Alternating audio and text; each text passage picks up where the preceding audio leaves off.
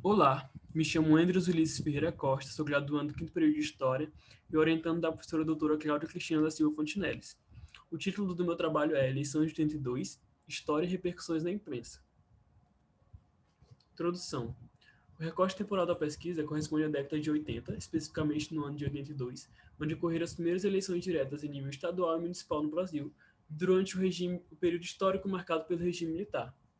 Compreende-se que, a partir do golpe de 64, o país foi permeado por discursos referentes ao que se entende por práticas democráticas e autoritárias, tanto por quem apoiava o regime, como também por quem se dizia opositor à política vigente.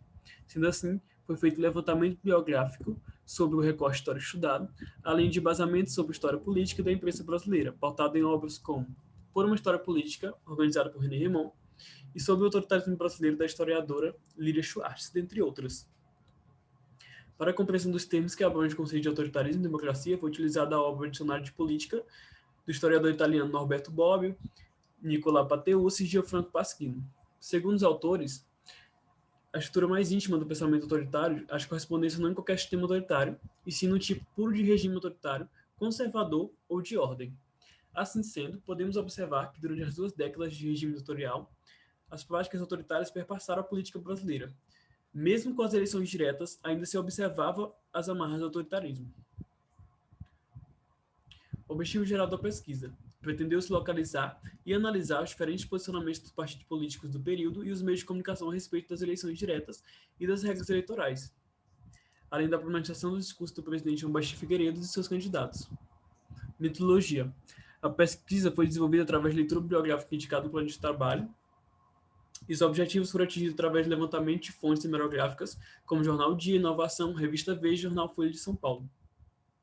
A pesquisa aconteceu no site de Memória de Jornalismo Piauiense, na Biblioteca Nacional Digital, no site de acervo da Revista Veja, Folha de São Paulo e no acervo público do Estado do Piauí.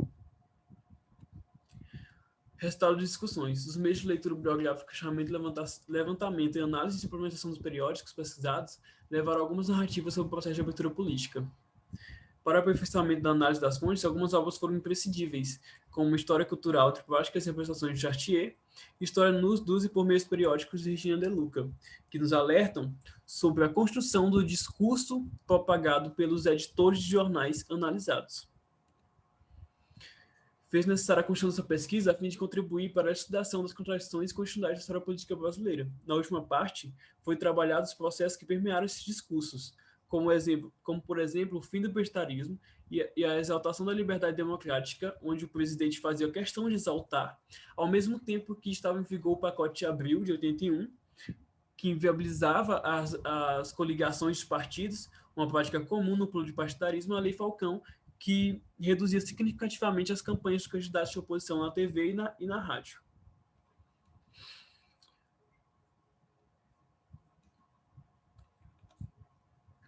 Sendo assim, destacamos aqui uma manchete do jornal Folha de São Paulo de 4 de novembro de 2022, onde o presidente fazia questão de exaltar o processo de democratização, chamando a atenção dos eleitores para seus candidatos de situação, os candidatos do seu partido, o PDS, ao mesmo tempo que propagava discurso de ódio e difamação contra os candidatos de oposição.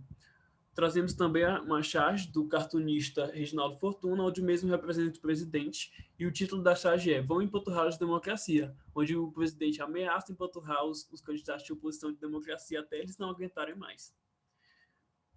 Por fim, conclui-se que a participação em massa da população brasileira nas eleições de 2022 foi de suma importância para definir os rumos da história política do país. O papel da imprensa livre para as eleições foi um pilar imprescindível para o início do processo de democratização, e assim se fez por todas as eleições futuras. Mesmo a taxa de analfabetismo ainda em alta por todo o território nacional, onde dificultava o acesso às propostas e dificultava o exercício da cidadania plena dos cidadãos.